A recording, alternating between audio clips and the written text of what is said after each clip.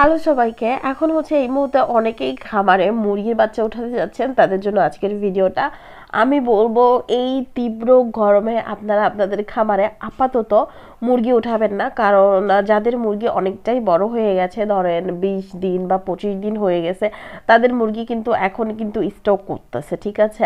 আর যদি এই ছোট মুরগি যদি এই গরমে ওঠানো হয়, দেন হচ্ছে তাদের ঠান্ডার যদি কোনো ব্যবস্থা যদি না করা হয়, তাহলে আমার কাছে মনে হয় লাভের থেকে লসের পরিমাণটা বেশি গুনতে হবে।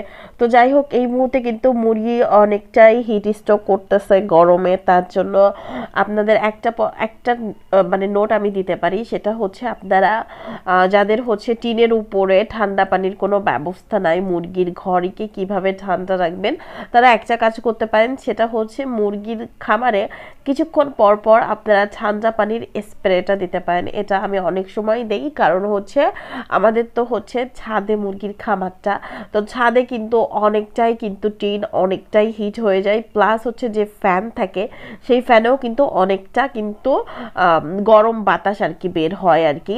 তো এই যে মুরগি কিন্তু মানে গরমে হাঁসফাঁস করতেছে, এই যে পানি খাচ্ছে, তার সাথে সাথে অবশ্যই ঠান্ডা পানির স্প্রে মুরগির ঘরে দিচ্ছে। এখন অনেকটা কেয়ারফুলি এই গরমের মধ্যে, যেহেতু 40 ডিগ্রি তাপমাত্রা হচ্ছে, এই গরমে একটু মুরগিকে স্বস্তি দেওয়ার জন্য আপনাদের এক্সট্রা টেক কেয়ার করা লাগবে। এক্সট্রা টেক কেয়ারের ফলেই কিন্তু আপনারা খামারে লাভ করতে পারবেন।